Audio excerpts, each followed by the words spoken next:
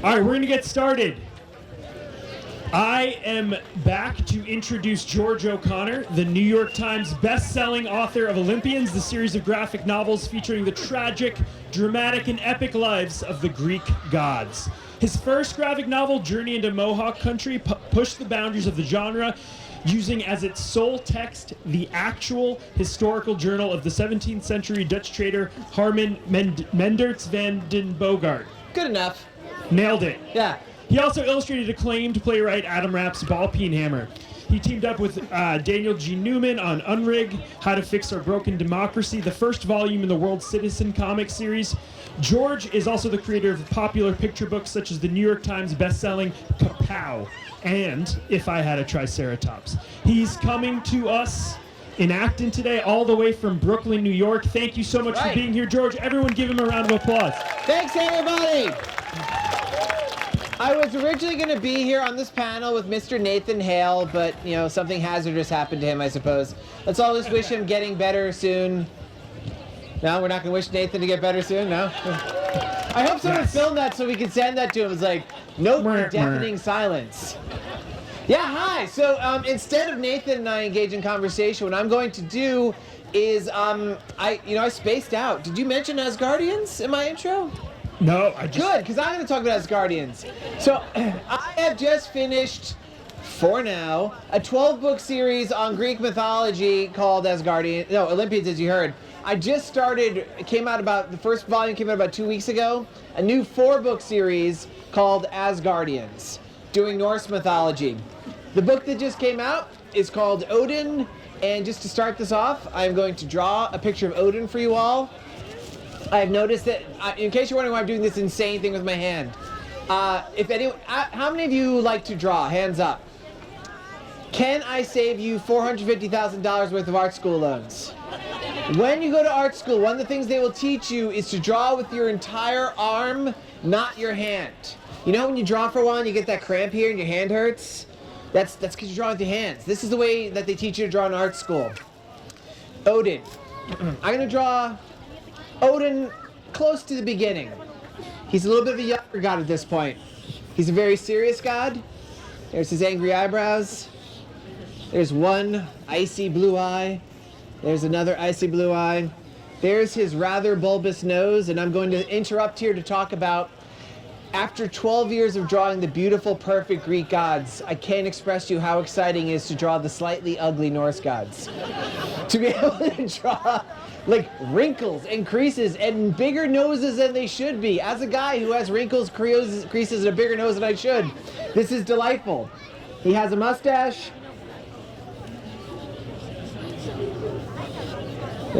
That's actually the bottom of his lip. He does have a weird little mouth. Let's give him his hair. He just wears it down. But see the way I'm moving? Flowing lines, moving the whole arm at once. So much money saving you all. Okay, and there. That's tolerable, right? I need a brave volunteer from the audience to be my Odin! Somebody to stand up here and be the general god, the chief of the Norse pantheon, god of war. What do we got? Tie-dye. Tie-dye, what is your name? You are wrong, Ella. Your name is Odin! Hold this up and shake it for everybody. Behold Odin! Chief of the Aesir! Wait, what are the Aesir? We haven't mentioned that yet. You know, I gotta tell you a little bit about Odin. I've noticed, I've only been on the book's been out for like 3 weeks. I've been on tour the whole time, but I'm learning something. People don't know Norse mythology as much as Greek mythology, so I'm gonna give you a little bit of a crash lesson for this. There are 9 worlds in Norse mythology. Does anybody know what the 9 worlds are? Wrong! Trick question. Nobody ever recorded what these 9 worlds are. Norse mythology is very frustrating. Greek mythology, they have all these stories that have survived to us. Norse, there's 2 sets there's the Poetic Edda and the Prose Edda, right? That's it. And in the Prose Edda and the Poetic Edda, they say the 9 worlds. If you want to find out what the 9 worlds are, you have to guess. Because nobody recorded this. I am going to talk about these 9 worlds. The first one, Odin created this. Odin, shake yourself. This is Asgard. Asgard is the home of the Aesir gods. Odin is their chief. He created this. Well, has anyone here ever heard of Ymir? Ymir was a giant hermaphroditic giant. That's very redundant. Hermaphrodite means both man and woman together in one being. In the beginning, there was just two worlds. There was a fiery realm called Muspel, and a kind of cloudy, cold realm, definitely not wherever in Massachusetts we are, but it was called Niflheim. And the two of these worlds existed in a gap called the Ginnunga Gap, which is the best word to say in the world. Can we all say it together? Ginnunga Gap. How fun is that? Y'all didn't say it. Say it one more time. Ginnunga Gap. Yeah, that was the void of the world. It was awesome, right? And all the heat from Muspel would bake Ginnunga Gap, and all the moisture out of Niflheim would come together, and they just create this bit where it just would condense, and eventually formed into this giant ice being that became Ymir. Ymir was enormous, like bigger than the planet Earth big, like multiple planets. Odin was born on Ymir, because the first gods were born out of Ymir's armpits. It's weird, don't think about it. Odin, I guess, didn't like being born out of an armpit, living on a big guy's back, so he went around to the small of his back, to the part that you can't quite reach. He went there with his two brothers, Vili and Ve, and after trekking for probably what was the equivalent of hundreds of years, they finally reached that spot, and he just started digging. But Ymir was a giant. This was fatal to Ymir. Odin kills Ymir, this giant, and then takes pieces of Ymir and starts making these worlds, the first of which is Asgard, the home of the Aesir, the gods which Odin is the chief of. He also, well, this part's a little gross, I apologize. One of these worlds will be very familiar to you because we're all sitting on it. Does anybody know what this world we're sitting on is called? What do you say, Eris? It's Midgard! You might know it as Earth, but that's not what we're talking here. Midgard is the world we're all sitting on. You're learning something new today. And there's no nice way to say this. Midgard is, Odin took the corpse of Ymir and went digging around, ripping off pieces. He just kind of reached in the hands like, ripped out his eye. We're at a big eyeball. He left the eyelashes up to create a wall to protect the people of Midgard, because guess what? We're all the people of Midgard. Odin created us too. So let's draw Midgard right here. It's a big eye. Gross, disgusting. Thank goodness those eyelashes are up, because all around Midgard, there's a little bit of tears that got frozen. And there's this scary place. Scary place full of things that were not gods. They were called the Jotnar. Sometimes they translate it as giants, but giants aren't necessarily a good term because they're not always big. This place is called Jotunheim. And if you were to ask me, George, what's the difference between the Aesir and the Jotnar? I'd be like, well, the Aesir are the Aesir, and the Jotnar are the Jotnar. There's no real difference. A lot of the Aesir are part Jotnar. It was just like they just kind of made their own worlds. But the Jotnar were scary, right? And there was a bridge called, in the Marvel movies they call it Bifrost, which sounds awesome. The Norse actually called it Bifrost, which sounds more like food. It was a rainbow bridge that attached the gods of Asgard to the gods, well, to the people, because we're just people, of Midgard. And all around Midgard is Jotunheim, full of all these scary beasts, and some of them are not so scary. But you don't want to go past there because it's a lot to deal with. Beneath here, somewhere, we're not really sure, I've decided, is probably the land of the dwarfs. This is where it gets very confusing. The dwarfs were made from the maggots in Ymir's flesh. It's disgusting. Let's not think about it. They were somehow underground, even though we're different worlds, so I figure they're underneath Jotunheim somewhere. But the thing is, because nobody wrote this down, what we call dwarfs, they might have also called dark elves. They might have also called black elves. There might have been different worlds. They might have been from Schwarzwaldheim. They might have been, it's weird. I decided as one, Nidavellir, dwarves are dark elves, are black elves, all the same thing. We're all good? All right. Now, This is the most important part of this diagram I'm drawing.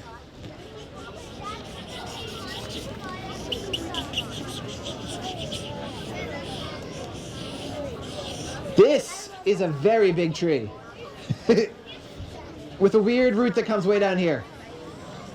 This tree, does anybody know what this tree is called? It is the world tree. The Norse name for it was Yggdrasil. Let's say it all out together. Yggdrasil! Yeah. There were 3 roots to Yggdrasil. One that took its water from Asgard, one that took its water from Jotunheim, one that went down into Niflheim. We don't talk about this one because there was a dragon named Nidhogg that lived there who ate dead bodies all the day. Where did the dead bodies come from? Nobody ever says. It's just weird. It's odd. Over here, in Viking worlds, we'll talk about this maybe. Viking worlds, there was a couple worlds of the dead, but one of them is a place that they could actually go to. This gets my vote as being an actual official world at this point. Does anybody know what this world is called? Way over there. Oh, this is I'm so glad you said this. Remember I said there's a couple? Valhalla was in Asgard. Valhalla is where you went if you were lucky. This was the equivalent of heaven. If you died in battle, you went to Valhalla. That was considered the way you wanted to go. If you died any other way, of old age, of sickness, of an elephant falling out of the sky landing on you, whatever it was, you went to a place over here. Which I'm going to say a word that is maybe a dirty word, but keep in mind I'm only saying one hockey stick. This is hell. Hell was ruled by a goddess named Hel. And she was in charge of everybody else who died who didn't get lucky enough to be killed in battle, which again is probably not very lucky if you think about it, but Vikings were weird. So what are we up to? We got 1 world, 2 world, 3 worlds, 4, 5, 6, 7. We're still missing 2 to get to that 9. Odin, turns out, didn't create all the worlds. He maybe thought he did. Well, he knew he didn't create Muspel in Niflheim. He knew he kind of set up Hell, but he didn't make it. He probably created these 4. Way over here, on the other side of the tree, opposite of Asgard, is a place called Vanaheim. Vanaheim is a weird place, because we already established this is where the Aesir live. This is where the gods called the Vanir live. And they're a different type of gods. And also, I'm just going to draw really quickly. This is Alfheim. This is where the elves live. That's connected. We'll get into that maybe. These are the 9 worlds. Can I have somebody be my brave volunteer to be a tree? I saw your hand go up first. Come on up here, tree.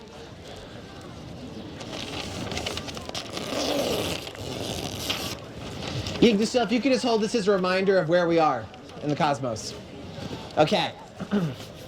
So, let's talk about these Vanir, because it's weird, right? Like, where did these gods come from? You've all seen, like, Spider-Verse and stuff, right? We're familiar with the concept of alternate dimensions. This is kind of what I think this was. I think this is the alternate dimension version of Asgard, because a lot of the gods are very similar to gods you would have in Asgard. But all Odin knows, this absolute master of all, he created everything, right? Suddenly there's these other gods he didn't create. And they discover each other. And in the Vanaheim, the Vanir, they send an envoy to Asgard. We don't know what her real name was. They called her Gullveig. Gullveig means golden maiden, so it's probably a good bet she was shiny. Gullveig shows up at Asgard, and Gullveig speaks a weird language, and Gullveig does these weird spells, and she's shiny and all this stuff. And Odin, shake yourself.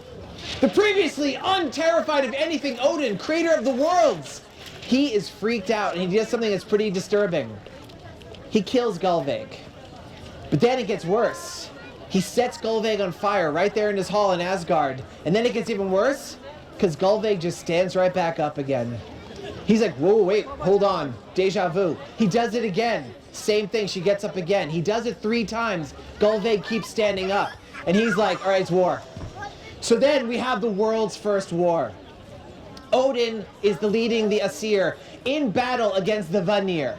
The Aesir are great warriors. Thor is one of the Aesir. Heimdall's one of the Aesir. There's all these, they are always fighting with the Jotnar and winning. And they're like, we got this. And the Vanir gods, they're kind of like farmers. They're pretty chill for the most part. But the Vanir have a very special power. They meet on a battlefield across from each other. Odin takes out the first missile thrown in the first war, and he yells, "To Odin!" because he has a bit of an ego. And he throws it, and it's flying right at one of his Vanir. And the Vanir's watching it come, and at the last second, steps aside. And Odin's like, uh-oh. Because the Vanir have a power. All the Vanir have this power. They're able to see the future. Not all the time, and not everything, but the Vanir are able to look into the future and see stuff. So when you're fighting the Vanir, you kinda can't touch them. This battle goes on for years. The warlike Aesir fighting against the farmer Vanir, and it goes badly for the Aesir. They actually lose. The Vanir knock down the walls of Asgard. Asgard means fortified home of the Aesir. They knock down the walls, and Odin's like, let's have peace. And they decide to solve their peace, right? Now, I think it's time we start introducing some of the other characters in this story. First one I want to introduce, because you have to understand that she plays a very important part of this, is Odin's queen, Frigg. Frigg is the goddess that Friday's named after. That's pretty cool. Maybe. We'll get back to that. Let's draw Frigg. One of the lines I love about Frigg is Frigg knows the fates of all who live, but Frigg makes no prophecy. Frigg is much smarter and wiser than Odin. She has magic Odin can't even begin to guess at. And there is this thing that Odin notices. Whenever they do love each other very much, I should say that. Whenever she looks at him, she smiles, and Odin picks up just for a second. There is a flash of sadness. One of the titles that they would pray to Odin, they would call him Frigg's Sorrow, because he can't shake this. He looks at Frigg, who he knows everything, and just sees her at second. She's like, I love you. Just like that. He's like, why? What was that face? What was that face? And she won't tell. She makes no prophecy. This drives Odin nuts. Not literally, but it does drive everything Odin does. Odin is aware there is a knowledge that he does not have, that other people have. And every story of Odin is Odin going out into the worlds and trying to find out, sacrificing parts of himself to find out a little bit more. Who's going to be my brave Frigg? Come on up here, Blue. Now you two go stand next to each other because you're married. Make him kiss, make him kiss. Yeah, all right, yeah. Okay. Now, remember how I said Frigg is the goddess Friday's named after? I'm going to contradict myself. I'm going to draw the goddess Freya. Freya is the goddess Friday's named after. But George, how could there be 2 days? Remember how I said the Vanaheim are kind of like the interdimensional counterparts? We're not even sure how this works. There are 2 goddesses, Frigg and Freya. If you look at the cover of my book, they're on either side of Odin there. Freya comes from Vanaheim, Frigg comes from Asgard. But they seem to be the same goddess in a weird way. And this is one of the things. Freya, she's married to a god named Od. Frigg is married to a god named Odin. It's the alternate versions. It's so weird. But Freya is of the Vanaheim, so she's also good at telling the future. Maybe not quite as good as Frigg, because Frigg knows everything. But Freya has this type of magic called Satyr. Can we all say it? Satyr? Satyr is a way, it's like kind of like weaving. It would let you see the lines of probability and stuff. And she knows this magic. She's one of the most powerful of the Vanir gods. I made her not look anything like Frigg because I wanted her to have her own identity.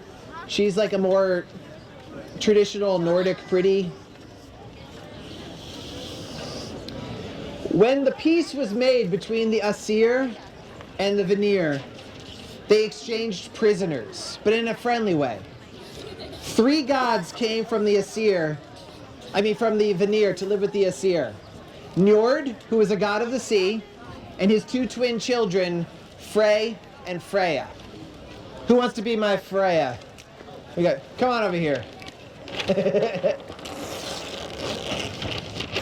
Let's stand you over here for now. And then, oh, thank you.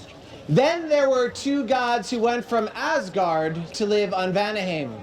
These gods were Honir, who you probably never heard of. We don't know much about Honir. We know he had long legs, and he was good looking. Not a lot.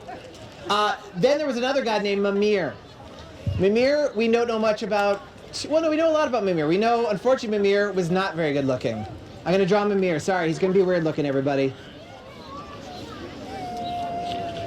He's got no eyebrows. He's got a broad nose. He braids his mustache, which is a choice. and I should have said, I apologize if you're out there braiding your mustache. If I could, I would.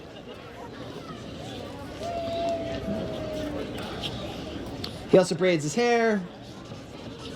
I mean, he's not like a mutant, but he's not as good looking as like some of the Olympians, right? Who wants to be my Mimir? Sir, you want to be a Mimir? Are you ready for this? You ready for this? You're going to be the god of wisdom?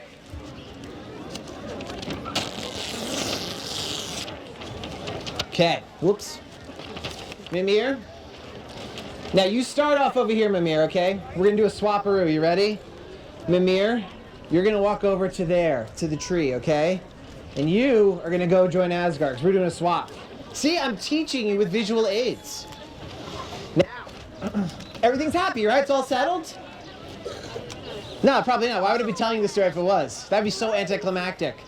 So, in Vanaheim, Mimir is weird looking, we established this. These gods are kind of shallow in some ways. Honir, the other guardian who went there, like I said, really good looking. The Vanir are immediately like, you look like a chieftain. He's like, I do, don't I? They're like, let's make you a chief. Give him a fancy hat, they make him in charge. Problem is, Honir is kind of dumb. And so Honir relies very much on the wisdom of Mimir to help him. They will come to him, the Vanir will be like, our fields are failing. What can we do? And he kind of leans back and he listens to Mimir. Mimir's like, I don't know, water the crops. And he's like, yeah, water the crops. And they're like, you're great, you're good at this. He's like, cool. Thing is, they notice after a while, sometimes Mimir isn't around. And when they ask a question of Honir then, they'll be like, Honir, the fields are on fire, what should I do? And he leans back and he realizes Mimir's not there, and he leans forward and looks nervously around him and goes, let others decide. That's not a good thing for your leader to say, right? So they kind of go like, all right, we see what you're doing here. And this is, Mimir, some bad news for you. Can I see this for a second? Mimir. The Vanir take Mimir with his weird looking head. They cut it off. Yeah. You're dead. They take that head, they stick it in a fancy box. This is great, I chose the right Mimir. They deliver this head to Asgard. Heimdall, the all-seeing god who guards Asgard, he sees them come. He's like, oh, we got a special delivery. He gets this package. He's like, Odin, check it out. You got a package for Vanaheim. And in front of everybody, they take this package. They open it up, and oh, it's Mimir's head. This is awkward. And everybody flipped out. Some of the more warlike gods, like Tyr and Thor, are like, we have to crush those Vanir. And some of the gods who used to be Vanir are like, maybe we should talk this out. And Odin's like, I got this handled. Can I have that head for a second again, Mimir? Odin takes this head. And he's learned a bit by this point. He's not as smart as he will be, and he'll never be as smart as Frigg, but he knows a few things.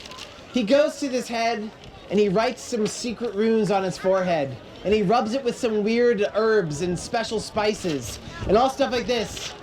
And he talks to this head, and suddenly, Mimir's head awakens. And this is very exciting to Odin, because Mimir has seen some stuff. He had his head cut off and came back to life. Mimir, can you be your head again? So, you got it? There we go. Odin asks Mimir, he's like, I had this great opportunity. Mimir, you have always been my wisest friend. But now you have seen things I will never see until I die. Can you tell me what happens on the other side of the veil? And Mimir, who is now wiser because he's returned from the dead, even though he's just a head, which kind of stinks, he's like, the problem with seeing what happens beyond the veil is you can't be alive to see it.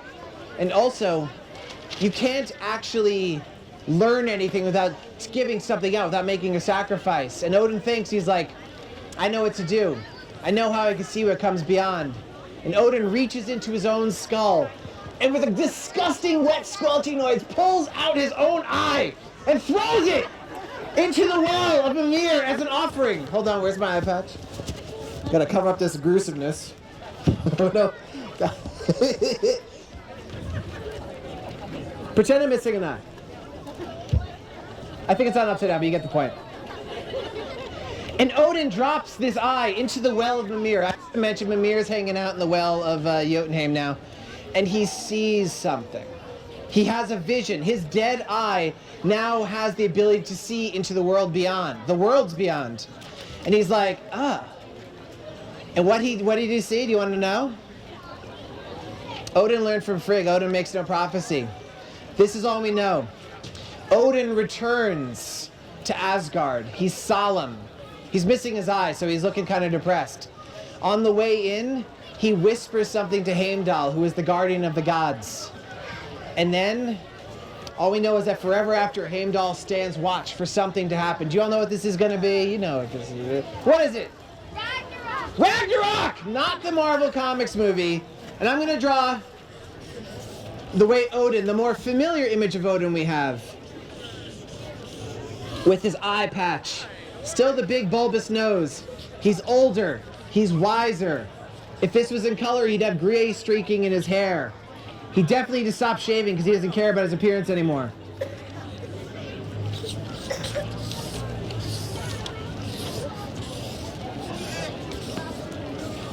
And for yelling at Ragnarok, you want to be the last Odin? Last late stage Odin? No? No?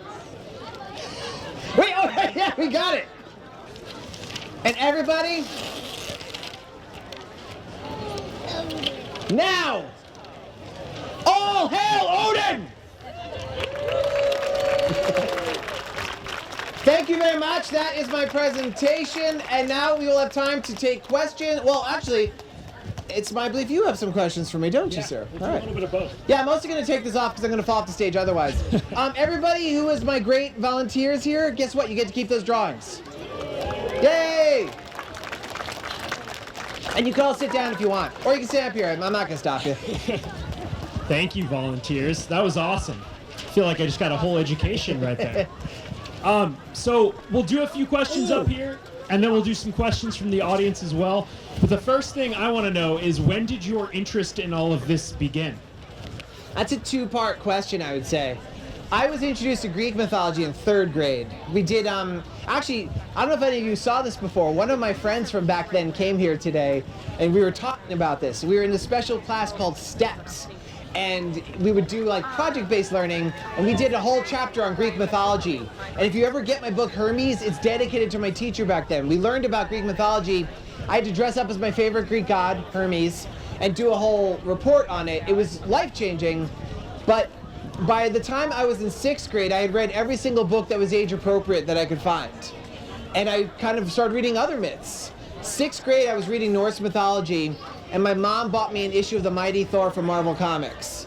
And that's when it all came together. It was mythology, it was comics, it was superheroes, and that's the whole thing. So what I'm doing now, I'm basically taking you on a tour through my childhood. I started doing Olympians, I did that for a while, now I'm doing Norse. I'm gonna go back and do Olympians, don't worry, but yeah. And so talk to us about drawing. When did drawing enter your life, and how did you spend $450,000 on art school? Luckily for me, because I'm an old man, art school was a lot cheaper back then, so I did not. I did go to art school, but I've been drawing all my life. Hands up, how many of you draw? Alright, you all just saw me draw. Did you see how fast I drew? And they're not perfect, they're okay, like that, like Freya, that's a nice picture, but her chin's weird and stuff, you know? The thing about drawing, if you were somebody who draws, instead of spending hours trying to make a perfect drawing, draw really fast and understand you're gonna make lots of mistakes, because that's kind of the important thing. You have to screw up a lot in order to draw a good picture. So I've been drawing since I knew it, since before I could write. And my first drawings were me drawing stories that I would make up.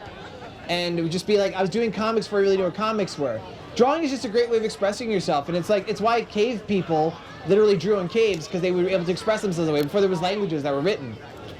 Yeah, that's great. So, what is your process like for one of these books? It's such a different thing to have so much content and all of this old content, and to be able to interpret so much of the content, as you said, and make up your mind about things. What's your process for one of these entail? Oof. What does it entail? I wish I had a streamlined process, and you would think after so many books I would. But the basic thing is, if you come see me at the signing tent, I have my sketchbook there. I have a sketchbook I carry with me everywhere except for not on stage right now. And I'm always drawing in it, and I basically, because comics are words and pictures coming together to tell a story, if I could write it, if I make it more clear with words, I write it. And if I make it more clear with pictures, I draw it. I give myself a few months just to think about stuff and research and draw sketches. And then I start laying out the pages. That takes a lot of time. The actual easiest part is when I'm drawing the finishes. Because I've already worked out all the angles, where the words are going to be on the page, what the words are going to be. And then I've got the story, I've got the theme, I found what element of the goddess or god I'm trying to illustrate. I get there, and then I take it and I start drawing, and that's the fun part. I can literally draw while talking to people. It's a different part of my brain. It's amazing. But yeah. So you mentioned that Odin just came out a few weeks ago. Yep. And I think you said there's going to be 4 Asgardians. Yeah. So can you tell us about the other 3 briefly? Thor is already done. It comes out in October. Thor is the most fun I've ever had drawing a book because he's a big dumb guy with a hammer hitting stuff. And it's like, all right, I'm just going to tell you, this book, it starts off, you meet Thor, and he's trying to cross a river, and he's yelling to this old man, "Hey, old man, let me across." And the old man's like, "No, you're not wearing pants." And they pull out, Thor is not wearing pants. He's just wearing a tattered, he's covered in dirt, he's wearing tattered rags. And the guy's like, "No, you're like clearly like, you're not, I'm not putting you on my boat, you're dirty, you don't have pants on." And the whole book is Thor telling stories of Thor and how awesome he is. And you never quite get to see him use his hammer. The story always just cuts loose before his hammer. And then there's a great sequence. It was the most fun I've ever had drawing anything. It's about 5 or 6 pages straight of Thor laughing hysterically as he beats guys into the ground, literally. Just like, whoa! And it was so fun. After Thor, if you come by my table, I'll show you. I'm working on Loki. I'm doing sketches for that right now. The last one is going to be Ragnarok, where they all die, spoilers. And I'm also working on a weird side project we're going to kind of semi-officially announce here. You ready to hear it? Yes. It's going to be a web comic, which is going to come out periodically because I have to program it in.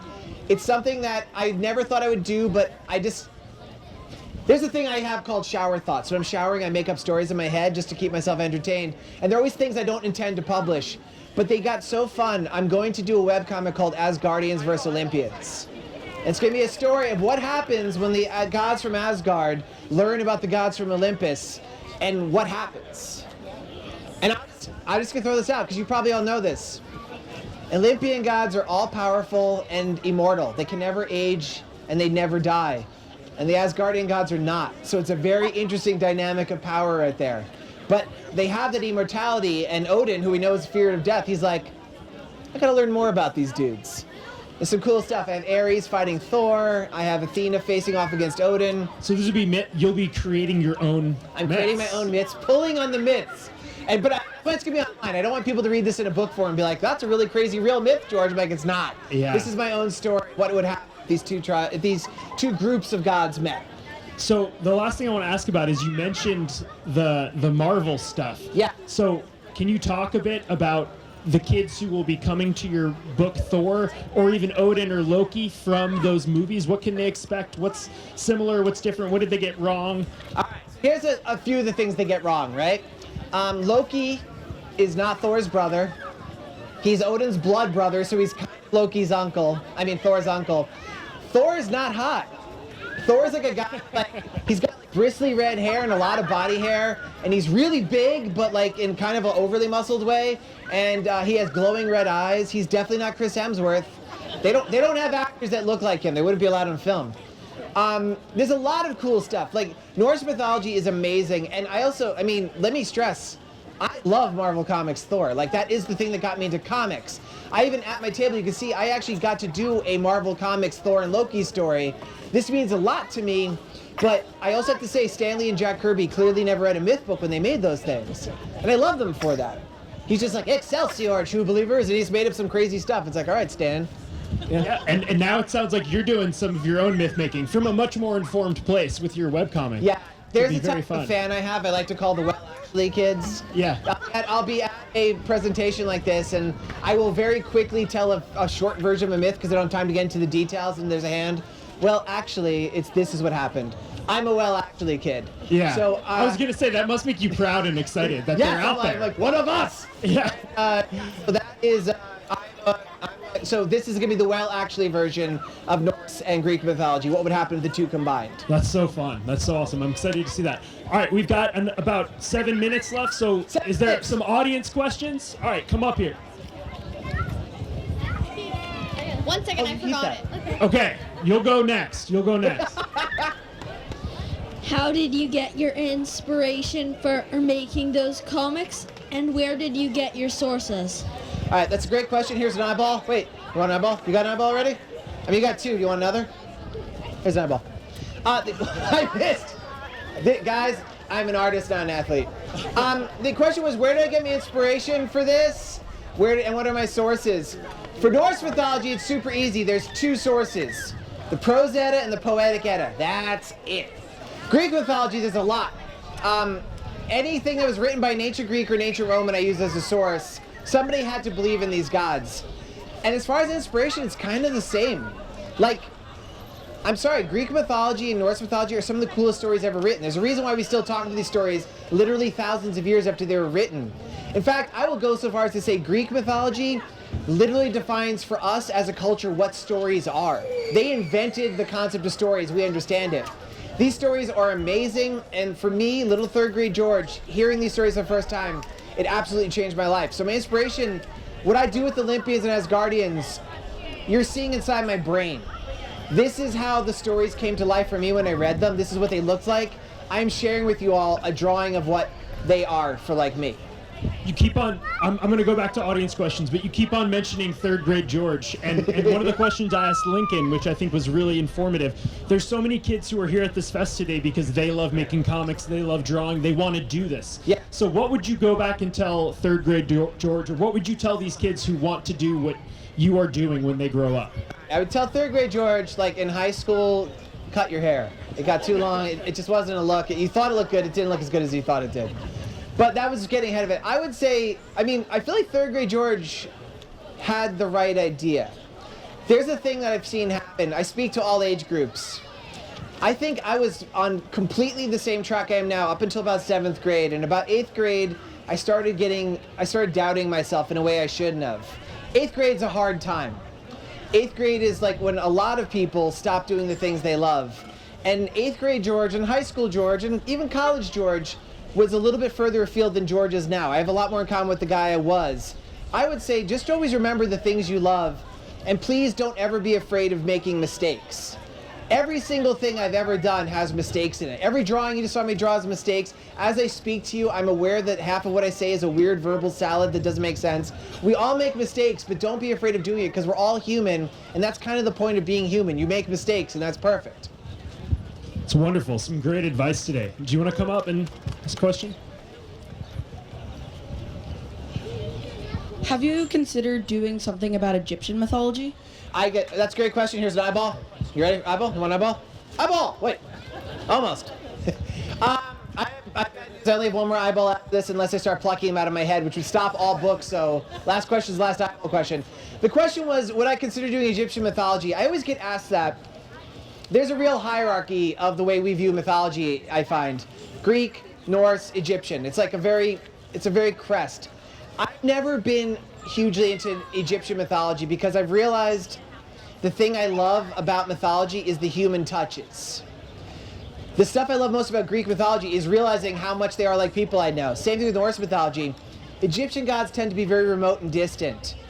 If I were to do another mythology, and there's a very good chance I will, though my plan is to go back and do more Greek stuff first, I would probably do like Irish mythology, because I want to do something with like the fair folk, or do some Cuchulainn sort of things, probably before I do Egyptian. I feel like there's other people out there whose talents would be better served doing an Egyptian, that you would do a better Egyptian than I would, I think.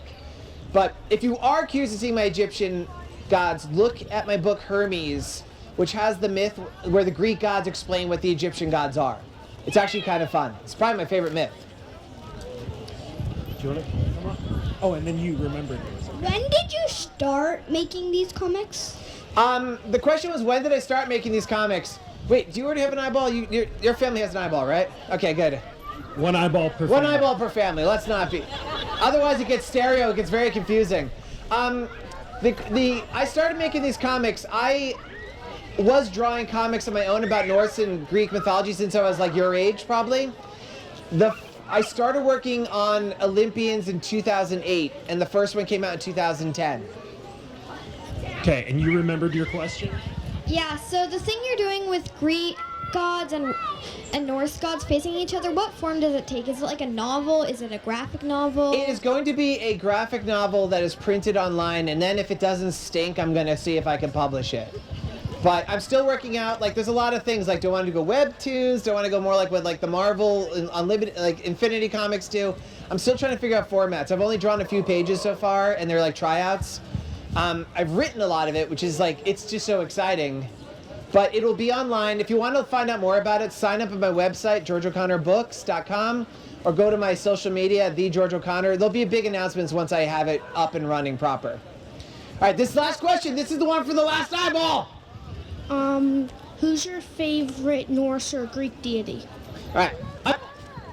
Nice Catch.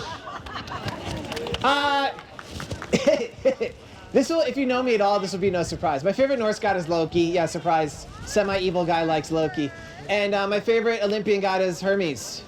My favorite Olympian goddess is Hera. My favorite Greek hero is Heracles. And my favorite monster is Typhon. But I like trickster characters. I like characters who are smart and use that intelligence to cause a little bit of trouble. So that's why I like Hermes and Loki. Loki causes more a little bit of trouble. Loki, he needs some balance. That guy is, he's a problem, that Loki. Okay, this was amazing. Thank you so much, George. All right, thank you all. Go see George in his tent. Go to his website. Go find him on social media to find out about that webcomic. And thank you so much, George. We will be back here with Fact and Fiction panel in about 15 minutes.